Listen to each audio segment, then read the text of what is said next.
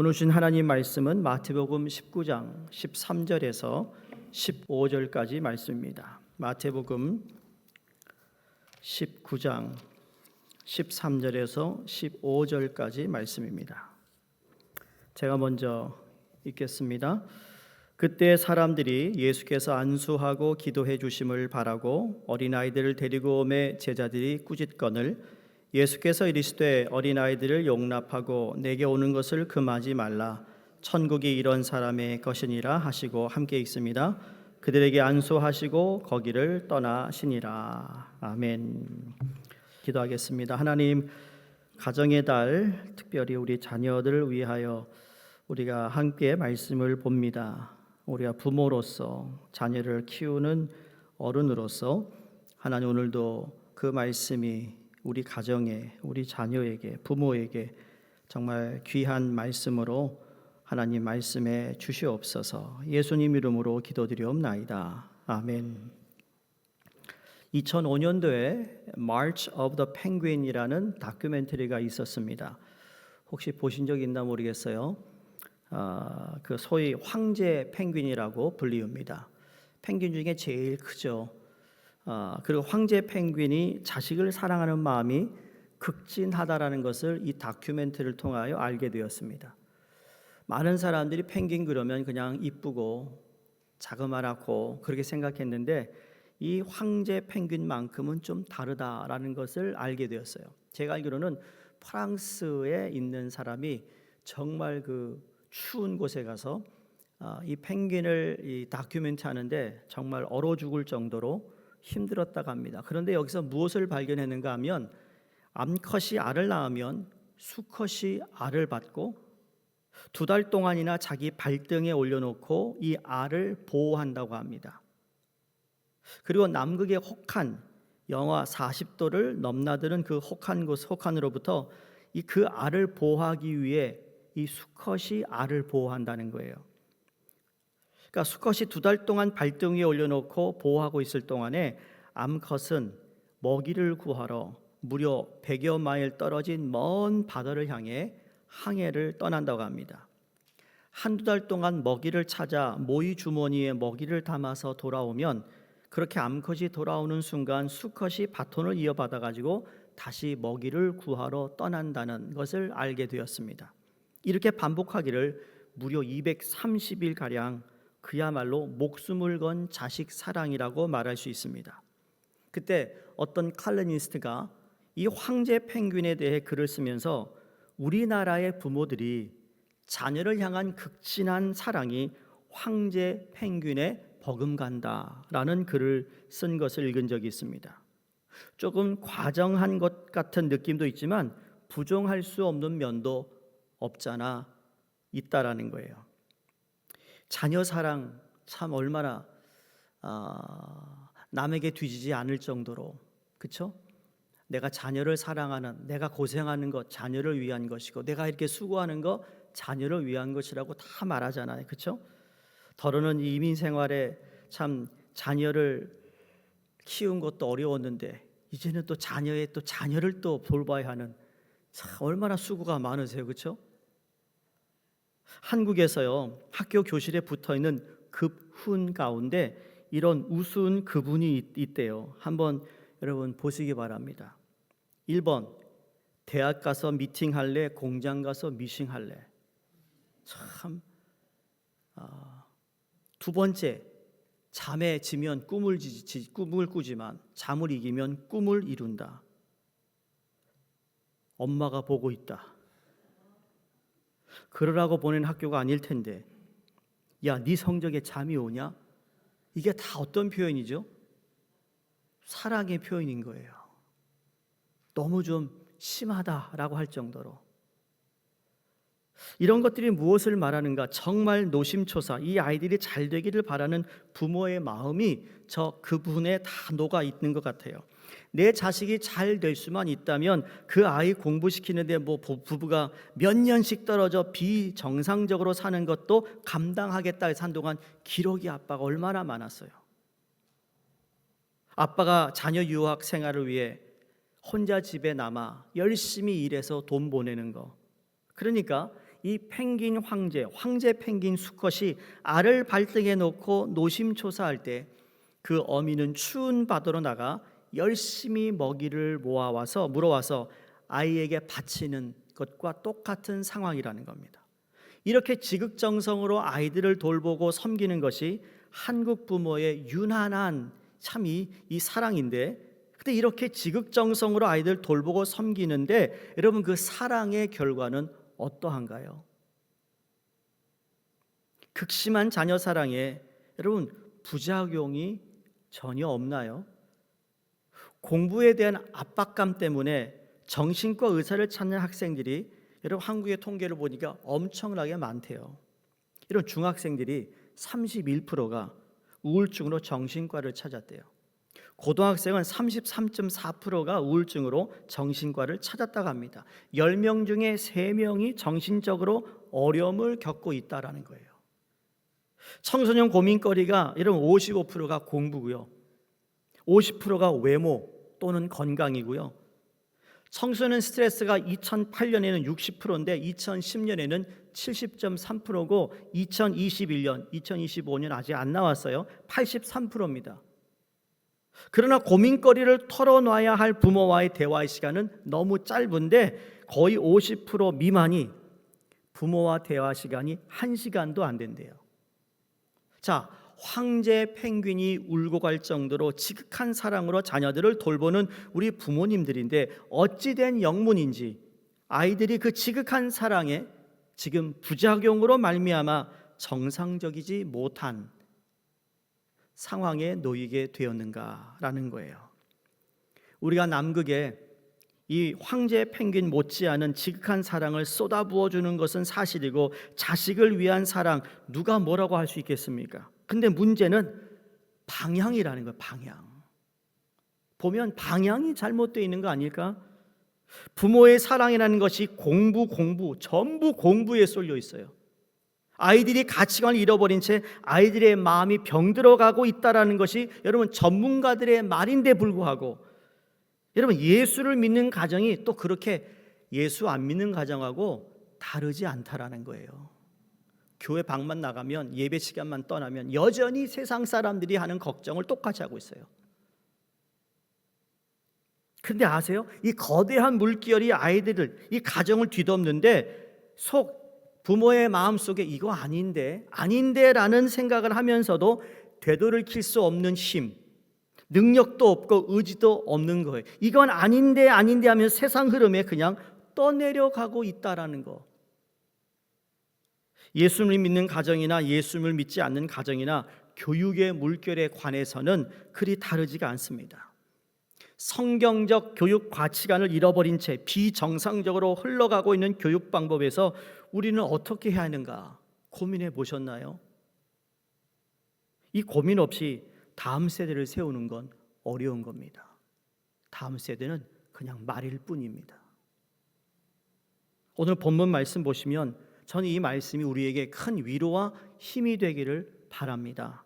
보세요. 그때에 사람들이 예수께서 안수하고 기도해 주심을 바라고 어린아이들을 데리고 오매. 자, 오늘의 본문의 배경은 예수님이 갈릴리를 떠나 요단강을 지나 유다 지방으로 가시는데 거기 많은 사람들이 예수님께 도움을 구하려고 나옵니다. 그런데 그 와중에 어떤 사람들은 자기만 온 게 아니라 자기 아이들을 데리고 왔다. 이게 중요한 거예요. 왜 데리고 왔을까? 13절에 사람들이 예수께서 안수하고 기도하기를 바랬다 그랬습니다. 이런 부모의 행동 속에 무엇이 전제하는가? 자녀들이 예수님의 축복 또는 도움을 받기를 원하는 마음이 그 부모의 마음 속에 있었다라는 거예요. 자기 힘으로 키우기에 쉽지 않은 환경에 놓여 있을 수도 있고 자녀 교육이 버거움으로 더 잘 되기를 바라는 마음이 있을 수도 있습니다. 극적인 경우 자녀 교육에 문제가 생길 수도 있다라는 거예요. 그러니까 그 아이를 데리고 예수님 앞에 기도 받으러 나오는 건데 안수기도 받으러 나왔다라는 겁니다. 전 여기서 우리들의 답답한 질문에 대한 대안이 있다고 생각합니다. 부모가 자식을 사랑해서 한 일인데 교육했는데 근데 부작용이 있었어요. 아이가 정신적으로 문제가 있어요. 성적도 잘 오르지 않을 뿐더러 선행학습이라고 과외한다고 성적이 오른 것이 아니에요. 성적이 오른다고 할지라도 의구심이 있지 않아요? 어떤 거죠? 이건 아닌데 라는 거죠. 성적은 오르는데 얘가 왜 이렇게 이기적일까? 왜 저렇게 자신밖에 모를까? 저렇게 꿈과 비전도 없이 공부하는 것, 이건 아닌데 라는 생각을 한다는 거예요. 누가? 부모가. 혹 여러분 마음에 그런 의구심이 생기면 어떻게 해야 할까요? 친구 만나 커피 마시고 맛있는 빵 먹으면 해결이 되나요? 여러분, 그 아이를 데리고 예수님께 나와야 합니다. 다른 말로 하면 신앙적인 관심으로 저 아이를 다시 점검해야 한다는 말입니다. 예수님께 데리고 온 아이들을 어떻게 하세요? 14절에 예수님께서 이르시되 어린아이들을 용납하고 내게 오는 것을 금하지 말라. 천국이 이런 사람의 것이니라 그랬습니다. 어린아이의 무엇을 보고 예수님 이런 말씀하고 계시죠? 그 어린아이가 전적인 의존성을 이야기하고 있습니다. 부모가 데리고 오면 따라가고, 부모가 안 데리고 오면 못 따라가고, 부모가 입혀주면 입고, 먹여주면 먹고, 전적인 의존성이 있다라는 거죠. 이것이 하나님 나라에 필요한 요소라는 거예요. 여러분, 자녀의 나이에 상관없이 너 예수가 아니면 안 돼 라고 자신 있게 말하시나요? 너 하나님께 나가지 않으면 안 돼. 네가 아무리 세상에 출세하고 좋은 직장 가져도 너 하나님 없으면 안 되는 거 알아? 이런 말씀 자신 있게 하시냐는 거예요.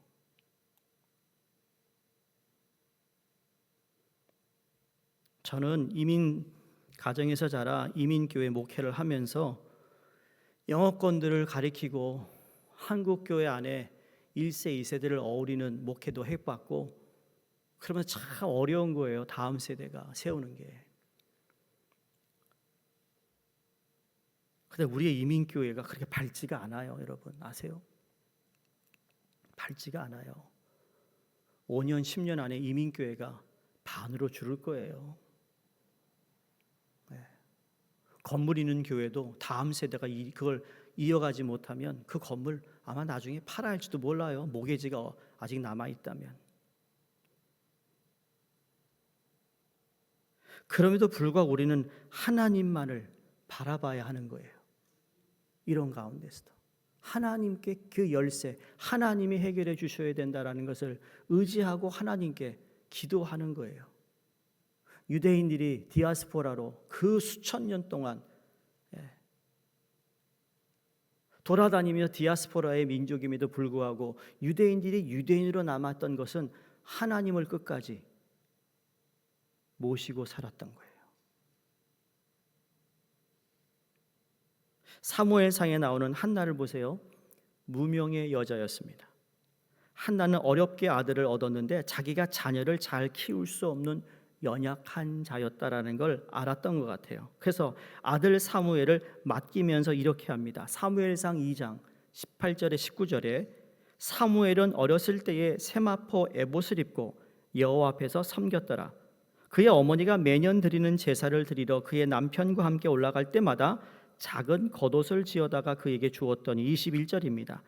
여호와께서 한나를 돌보시사 그로 하여금 임신하여 세 아들과 두 딸을 낳게 하시고 그 다음에 아이 사무엘은 여호와 앞에서 자라니라. 아이 사무엘이 여호와 앞에서 자랄 수 있도록 배려해 준 그 부모의 사랑이 한나의 사랑이었습니다. 여러분, 어떻게 난 아들인데 그 아들을 내가 감싸고 내가 키워야 되지 않겠어요?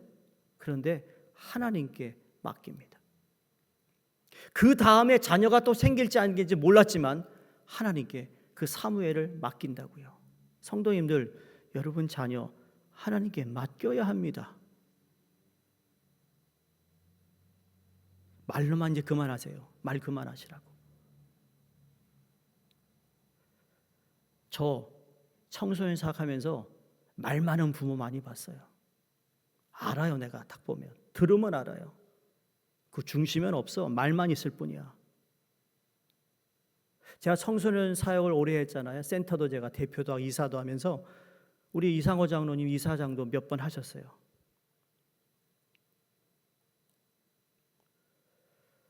청소년 얘기를 다 하면서 말이죠. 청소년에 대해서 헌신이 없어요, 교회들이. 청소년을 위해서 다 하면서 얘기하면서요. 한 번도 단 1불도 주지 않아요. 그러면서 청소년이 귀하대. 그런 거짓말이 어디 있어요? 교계의 대표되게 돼야 회장되는 사람들이요.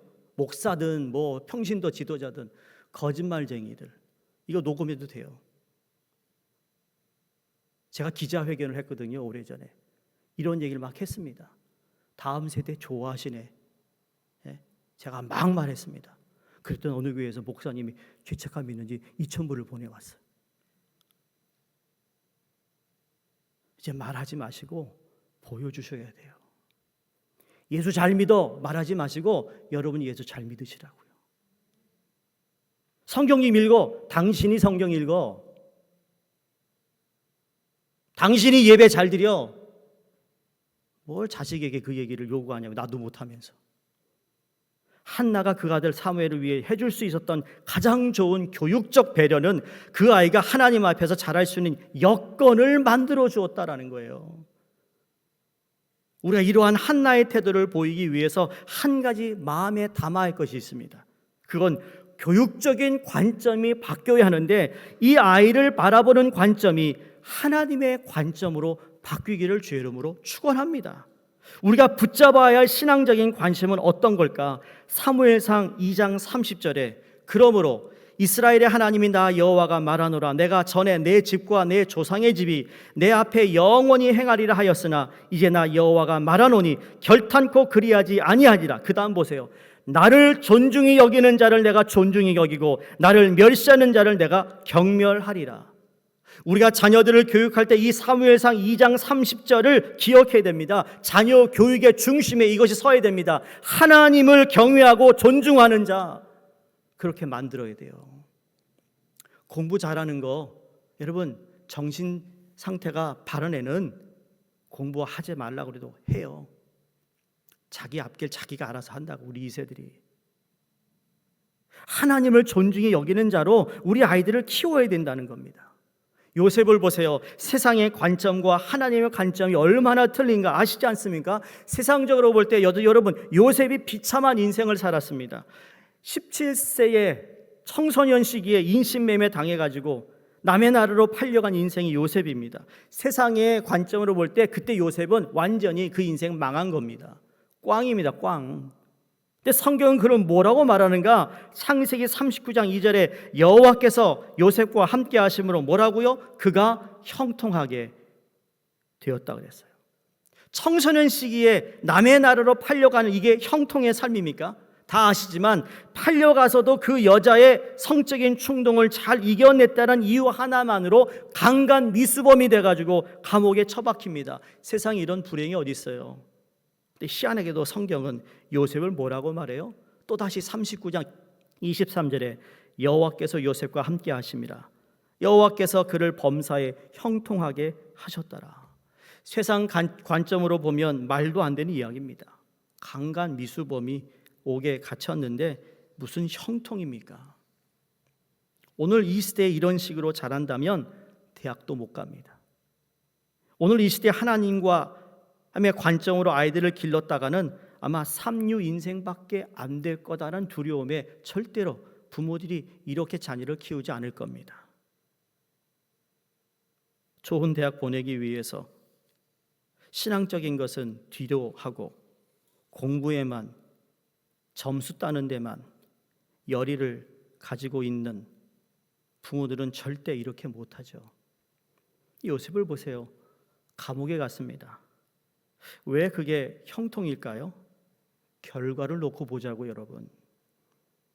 그런 요셉이 결과가 어떻게 됐습니까? 애굽의 총리가 됐습니다. 누가 애굽의 총리에 앉혔습니까? 하나님이. 우리는 우리 힘으로 총리 되려고 합니다.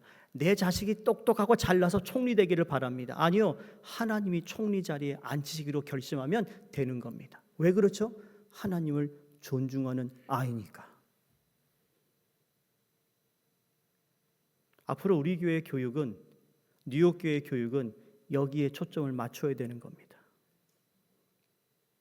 여러분 손자 손녀 키우세요?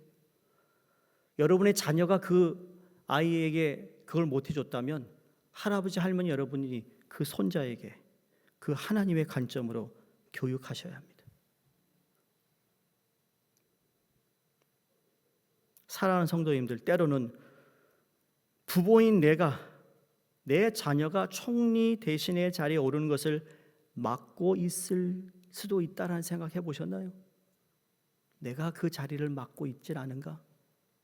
하나님은 그러한 계획을 가지고 계시는데 내가 노심초사해서 그렇게 못하도록 내 방식대로 교육하고 있지는 않은가입니다.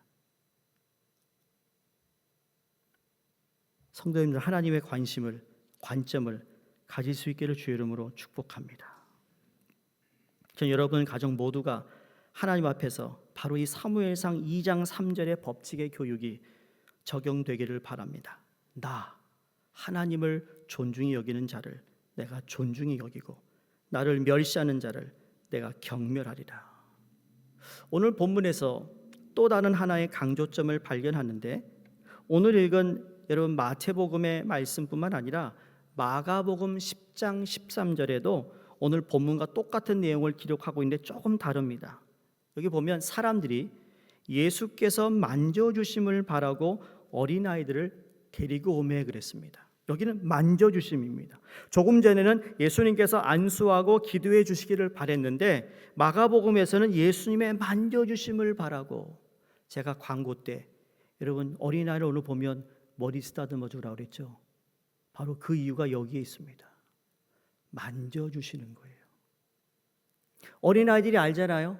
나 보면 웃고 오는 애 있고요, 나 보면 피하는 애도 있죠. 알아요. 애들이 귀신같이 알아요. 저분을 만나면 나를 항상 쓰다듬어 주셔, 사랑해 주셔, 아껴 주셔 안다는 거죠. 예수님의 만져주심이 있는 자녀가 돼야 된다는 거예요. 이 두 구절을 합쳐보면 참 귀한 교훈을 얻게 되는데, 교회가 어떤 것이 되어야 할까? 교회는 기도해 주어야 하는 곳이라고 믿습니다. 또 연약한 자를 축복하는 곳이어야 된다고 믿습니다. 그런데 그 기도가 어떤 기도예요? 이 두 가지 방법, 읽은 마태복음과 마가복음의 구절을 이렇게 잘 붙여보면 안수해서 기도해 주기를 바라는 그 기도가 주님의 만져주심을 바라는 거라는 거예요. 기도해 주시고 만져주시고, 그냥 기도할게 이게 아니고 진짜 기도해 주는 거예요. 다시 말해 사랑의 터치를 지금 성경에서 강조하고 있다라는 거죠. 교육자 회의를 시작할 때마다 저희가 돌아가면서 이번 주는 제가 묵상한 말씀을 나누고 회의를 시작하고, 다음 주는 부목사님이 하고, 그 다음에 전도사님, 이렇게 해서 우리가 회의를 시작합니다. 근데 제가 묵상했던 말씀이 예수님께서 눈먼 자를 고치시는데 침을 눈에다가 바른 겁니다. 예수님이 전능하신 분인데 왜 말씀으로 눈 떠라 그러면 눈 뜰 텐데 말이죠, 왜 그것도 침을 갖다 바르셨을까? 여러분 저는 그게 여러 가지 설교할 내용이지만 주님이 터치하신 거예요. 터치, 만져주신다. 여러분 그 상처난 데를 누구도 만지지 않아요. 눈을 못 떴으니 얼마나 눈이 눈곱도 붓고 여러 가지 지저분할 텐데 예수님이 터치하세요. 아무도 나의 그 더러운 부분을, 부족한 부분을 터치하는 사람이 없는데 터치해 주시는 예수님의 사랑, 이게 주님의 마음, 주님의 사랑이 담겨져 있다라는 겁니다.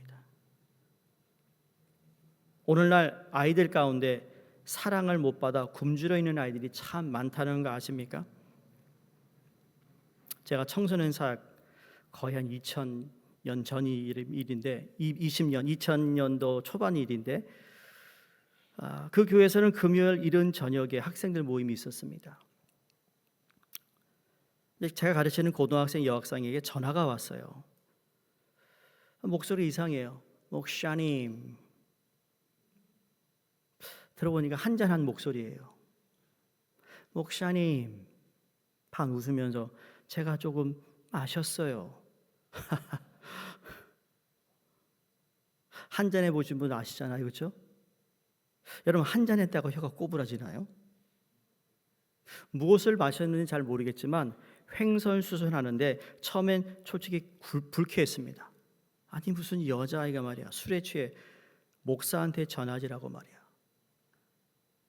생각이 아주 제가 퉁명스럽게 전화를 받았습니다. 왜? 그날따라 학생부 모임도 오지 않았으니까 괘씸한 겁니다. 내 학생이 반복해서 하는 두 마디 때문에 제가 불쾌했던 생각이 바뀌게 되었는데 뭔가 하면 첫 번째는 목사님 힘들어서 한잔했어요. 정말 얘가 롱아일랜드 저기 좋은 동네 사는 애예요.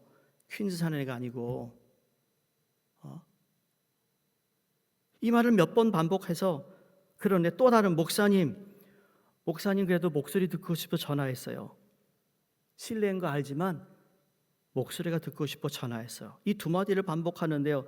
제가 불쾌했던 생각이 조금 가시면서 제가 인내를 가지고 끝까지 이야기를 들어주었는데 할 수 없이 제가 너 어디 있어? 너 만날 수 있어? 만나서 이야기하자. 했더니 싫어요. 창피해요. 얘기하자고. 옥신각신하다가 어쨌든 결국은 교회 와서 기도해주고 제가 보내는데 아이고 보낼 때 사무실 앞에서 토해버리네요 또.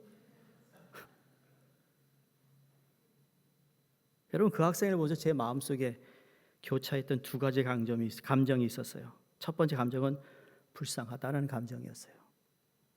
돈이 없고 먹을 게 없어 불쌍한 게 아니고요. 여러분 그 아이의 나이가 가장 좋은 나이 아니에요? 고등학교 1학년이 여학생이에요. 날아가는 새만 봐도 껄껄 웃고 해야 할 그런 나이인데 이 아이가 무슨 고민이 있는지 무엇이 누군가가 이렇게 그 웃어야 할 나이에 행복해야 할 나이에 술 기운으로 정신을 잃지 않으면 안 되는 뭐가 이렇게 얘를 괴롭게 했는가? 불쌍한 마음. 두 번째로는 고맙다라는 마음이에요. 무엇이 고마웠는가 하면 지가 외로울 때, 괴로울 때, 고통스러워서 술 기운을 빌려서라도 괴로워 견딜 수 없는 그 순간에 그래도 자기를 가르치는 교회 목사님에게 전화했다라는 것에 고맙더라고요. 그러면서 제 혼자 생각을 한 겁니다. 독백이 나오는데 맞아 이게 교회구나. 이게 목사구나. 평상시에는 매력도 별로 없고 지루하기 짝이 없고 세상에 자극적인 문화에 노출되어 있던 그 아이들의 마음이 무너지고 상처를 받고 아무도 자기 주변에 없어 고독이 찾아올 때 그때 떠올려야 하는 것이 어디예요? 교회가 되어야 된다. 여러분 그런 교회를 꿈꾸자는 거예요. 그런 교회가 되자는 거예요. 여러분 가끔 어느 권사님이나 어느 장로님 댁에 자녀가 만약에 그날 방문했어요. 그러면 다른 얘기하지 마세요. 아유 축복한다 잘 왔다 잘 지냈지 이래세요. 2절 3절 하지 마세요. 2절 3절이 뭐죠?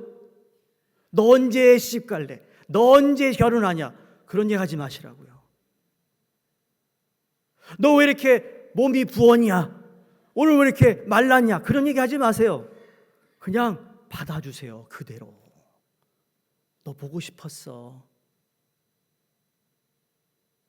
그냥 그렇게만. 그러면 그 아들이 교회 왔더니 내가 위로받고 갔어. 그게 교회 대대자 되잖아요. 왜 아이들로 하여금 교회 가면 부담감 갖게 하냐고요. 왜?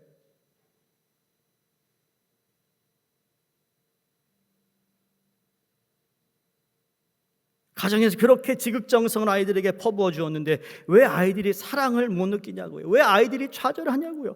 왜 훌죽에 빠지냐고요.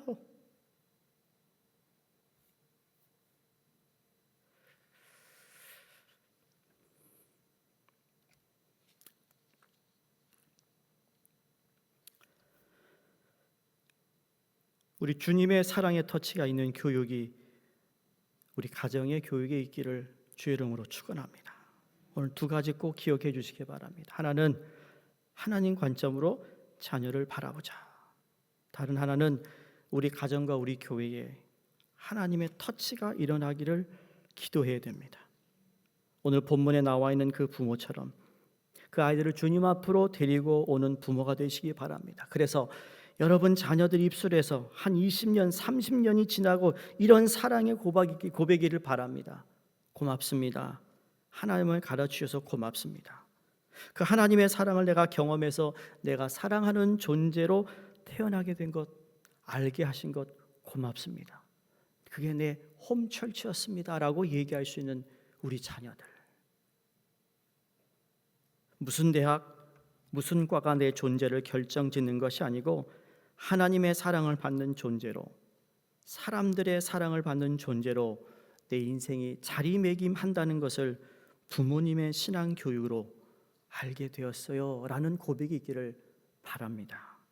또 이 고백이 여러분 자녀들 입에서 흘러나오는 고백이 될 때 우리 모두는 하나님께 영광을 돌리는 개인이 될 뿐만 아니라 가정이 되고 교회가 될 줄로 믿습니다. 기도하겠습니다. 하나님 감사합니다.